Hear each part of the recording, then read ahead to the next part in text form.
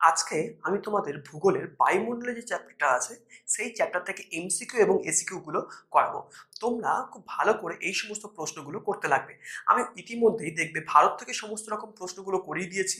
হ্যাঁ, test paper থেকে আমি যে 2 নম্বরের প্রশ্ন যেগুলো হবে সেগুলো কিন্তু আমি পুরোটাই করে দিয়েছি এবং প্রথম অধ্যায়টাও করে দিয়েছি।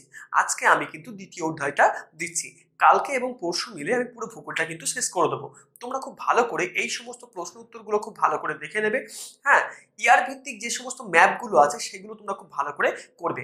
তাহলে এর এর আগেও তুমি দেখবে যে সাজেশনটাও দিয়ে দিয়েছি। তোমরা এই সমস্ত প্রশ্নগুলো যদি খুব ভালো করে করে যাও তাহলেই দেখবে তোমরা সমস্তটা কমন পেয়ে যাচ্ছ। চলো আমরা সেই সমস্ত প্রশ্নগুলো দেখে নিই। আজকে দেখো তাহলে আমি মাধ্যমিকের ভূগোলের বায়ুমণ্ডল থেকে এমসিকিউ এসিকিউ এবং শর্ট কোশ্চেন যা আছে আমি সেগুলো করাবো এবং ঠিক ভুল। দেখো প্রথম প্রশ্ন কি আছে। দেখো প্রথম প্রশ্ন যেটা আছে, বায়ুমণ্ডল ঊর্ধ্ব আকাশে কতদূর পর্যন্ত বিস্তৃত। তাহলে বায়ুমণ্ডল ঊর্ধ্বাকাশে কতদূর পর্যন্ত বিস্তৃত, সেটা হচ্ছে যে 10,000 কিমি পর্যন্ত। 2 নম্বরের প্রশ্ন দেখো, বায়ুমণ্ডলে কার্বন ডাই অক্সাইডের পরিমাণ কত। তাহলে বায়ুমণ্ডলে কার্বন ডাই অক্সাইডের পরিমাণ হচ্ছে 0.033%। তারপরে 3 নম্বরের প্রশ্ন দেখো, শতকরা হিসাবে বায়ুমণ্ডলে অক্সিজেনের পরিমাণ কত। সেটা হচ্ছে যে আমাদের 20.95%। এবার পরের প্রশ্নগুলো দেখো, তোমরা কিন্তু এই প্রশ্নগুলোকে খুব ভালো করে করবে, দেখবে মাধ্যমিকে সবই কমন পেয়ে যাবে। 4 নম্বরের প্রশ্ন দেখো, বায়ুমণ্ডলের প্রধান গ্যাসীয় উপাদান কোনটি। তাহলে বায়ুমণ্ডলের প্রধান গ্যাসীয় উপাদান দেখো, oxygen, hydrogen, carbon die oxide, nitrogen. উত্তরটা আমাদের নাইট্রোজেন। তারপরে 5 নম্বরের প্রশ্ন দেখো, সমমণ্ডল ভূপৃষ্ঠ থেকে কত দূর বিস্তৃত। তাহলে দেখো এখানে প্রায় 90 কিমি, প্রায় 100 কিমি, প্রায় 97 কিমি, প্রায় 80 কিমি। উত্তরটা হচ্ছে যে প্রায় 90 কিমি। 6 নম্বরের প্রশ্ন দেখো, ট্রপোস্ফিয়ারের ঊর্ধ্বসীমায় উষ্ণতার পরিবর্তনহীন অঞ্চলকে কি বলে। সেটা হচ্ছে ট্রপোপজ। 7 নম্বরের প্রশ্ন দেখো, বায়ুমণ্ডলে সর্বাধিক উত্তপ্ত হয় কোন পদ্ধতিতে। উত্তরটা বিকিরণ পদ্ধতিতে। 8 নম্বরের প্রশ্ন দেখো, মেঘ ও বৃষ্টিপাত সৃষ্টি হয় কোথায়। ট্রপোস্ফিয়ারে। 9 নম্বরের প্রশ্ন দেখো কি আছে, বায়ুমণ্ডলের কোন স্তরে বেতার সংযোগ রক্ষায় সাহায্য করে। আয়ন স্তর। 10 নম্বরের প্রশ্ন দেখো, বায়ুমণ্ডলের কোন স্তরে উল্কাপিণ্ড পুড়ে ছাই হয়ে যায়। মেসোস্ফিয়ার। 11 নম্বরের প্রশ্ন দেখো, বায়ুমণ্ডলের কোন স্তরে ওজোন গ্যাসের ঘনত্ব সর্বাধিক। স্ট্র্যাটোস্ফিয়ার। 12 নম্বরের প্রশ্ন দেখো, অতিবেগুনি রশ্মি শোষণ করে কোন স্তর। ওজোন স্তর। 13 নম্বরের প্রশ্ন দেখো, কোন স্তর দিয়ে জেট বিমান চলাচল করে। স্ট্র্যাটোস্ফিয়ার। 14 নম্বরে দেখো, কোন স্তরকে বায়ুমণ্ডলের অন্দরমহল বলা হয়। ট্রপোস্ফিয়ার। 15 নম্বরের প্রশ্ন দেখো, ওজোন স্তর কত উচ্চতায় দেখা যায়। 30 থেকে 40 কিমি উচ্চতায়।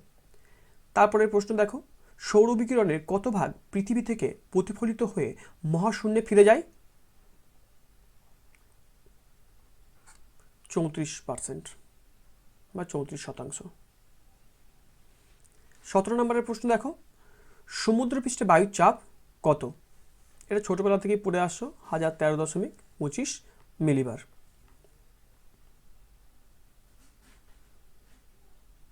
18 নম্বরের প্রশ্ন দেখো, কার্যকরী সৌরবিকিরণের গড় পরিমাণ কত। 66%। 19 নম্বরের প্রশ্ন দেখো, উষ্ণমণ্ডলের গড় উষ্ণতা কত।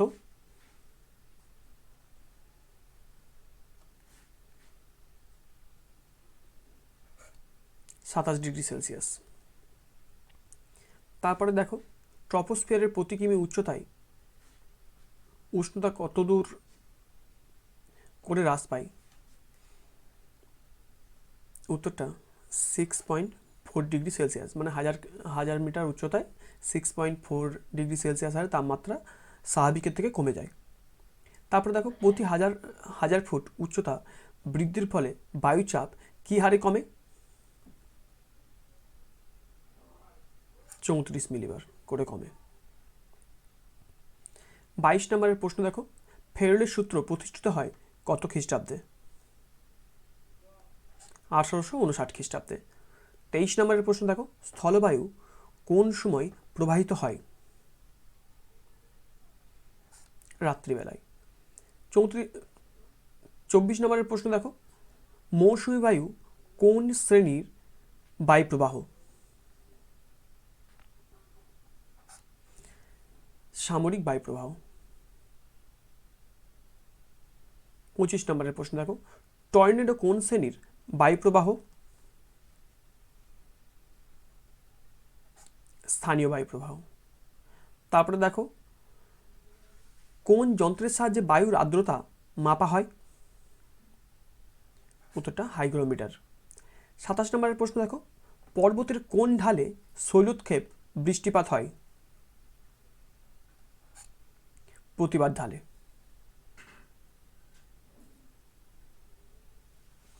28 নম্বরের প্রশ্ন দেখো ওজোন গ্যাসের ঘনত্ব মাপার একককে কি বলে? ডপসন। 29 নম্বরের প্রশ্ন দেখো বায়ুচাপ মাপার যন্ত্র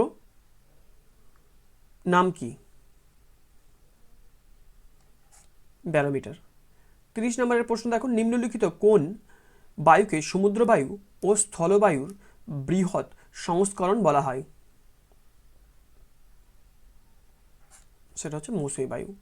পৃথিবীব্যাপী 31 নম্বরের প্রশ্ন দেখো পৃথিবীব্যাপী স্থানীয় বায়ুচাপ বলয়ের সংখ্যা কত? 7টি। তারপরে দেখো বায়ুর গতিবেগ মাপার যন্ত্রের নাম কি? অ্যানিমোমিটার। তারপরে দেখো 33 নম্বরে বায়ু প্রবাহের গতিবেগ মাপার একককে কি বলে?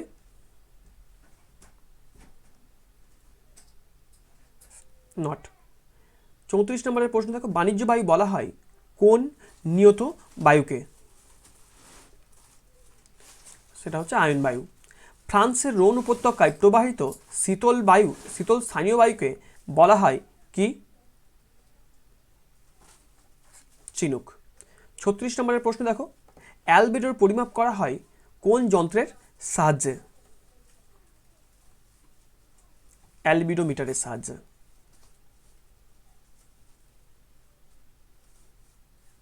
37 নম্বরের প্রশ্ন দেখো মেঘাচ্ছন্নতা পরিমাপ করার এককে কি বলে? অক্টাস।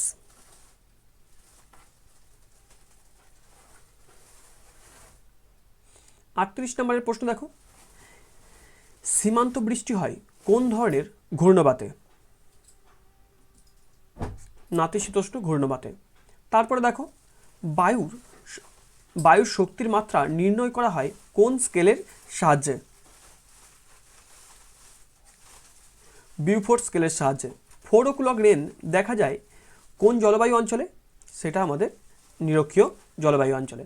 কারণ সারাদিন কি হচ্ছে আমাদের অতিরিক্ত পরিমাণে জল বাষ্পীভূত হচ্ছে এবং বিকেল 4টা নাগাদ কি হচ্ছে আবার সেই জলটা 4 o'clock রেন নামে কি হচ্ছে আবার ফিরে আসছে। এবার দেখো বিভাগ খ থেকে শুদ্ধ অশুদ্ধ।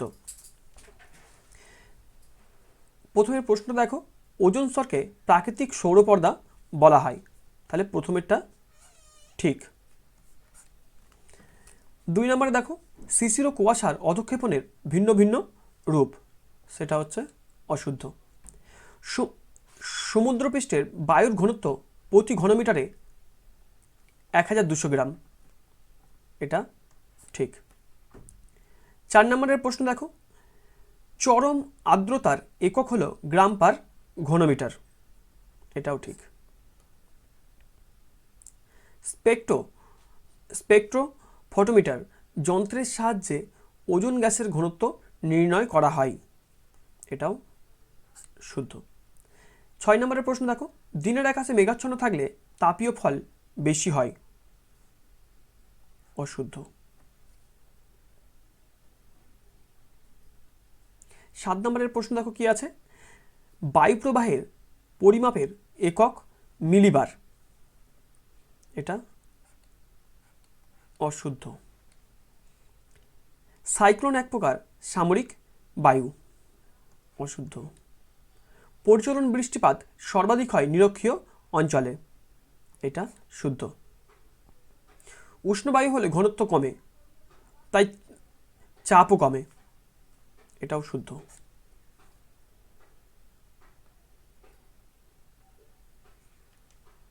11 নম্বর, ঘূর্ণবাতের কেন্দ্রে উচ্চচাপ ও প্রতিঘূর্ণবাতের কেন্দ্রে নিম্নচাপ বিরাজ করে। এটা অশুদ্ধ। উদ্ভিদশূন্য অঞ্চলের উষ্ণতা চরম প্রকৃতির হয়। শুদ্ধ। মৌসুমী বায়ু এক প্রকার ঋতুভিত্তিক সামরিক বায়ু। এটাও শুদ্ধ। 14 নম্বরের প্রশ্ন দেখো, প্রতিঘূর্ণবাত সৃষ্ট হলে আকাশ মেঘাচ্ছন্ন থাকে। অশুদ্ধ। মৌসিন ও মনসিম উভয় শব্দের অর্থ ঋতু। শুদ্ধ। এবার দেখো 1 নম্বরের কি প্রশ্ন আছে। দেখো প্রথম প্রশ্নটা দেখো যে বায়ুমণ্ডলের সর্বোচ্চ স্তর এর নাম কি, সেটা হচ্ছে ম্যাগনেটোস্ফিয়ার। এবার 2 নম্বরের প্রশ্ন দেখো, বায়ুমণ্ডলের কোন গ্যাস অতিবেগুনি রশ্মি শোষণ করে, সেটা হচ্ছে ওজোন।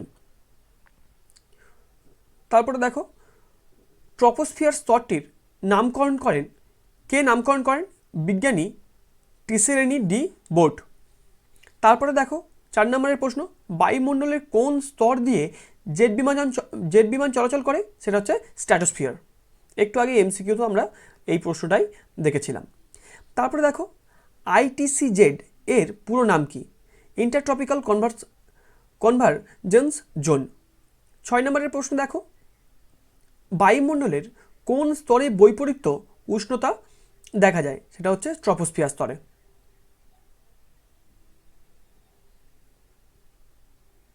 7 নম্বরের প্রশ্ন দেখো যে কয়েকটি উল্লেখযোগ্য গ্রিনহাউস গ্যাসের নাম লেখো, সেটা হচ্ছে carbon dioxide, methane, chlorofluorocarbon, carbon monoxide, nitrous oxide. CFCর পুরো কথাটি কি, ক্লোরোফ্লোরোকার্বন।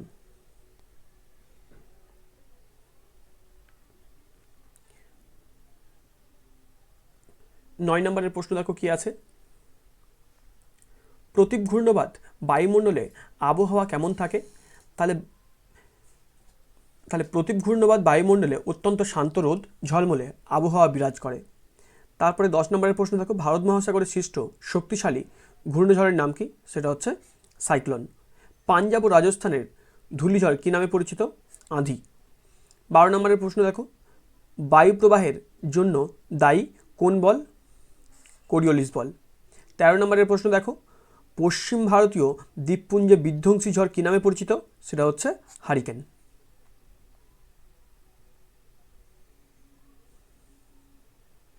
14 নম্বরের প্রশ্ন দেখো, বিমানে বায়ুর চাপ মাপা হয় কোন যন্ত্রের সাহায্যে,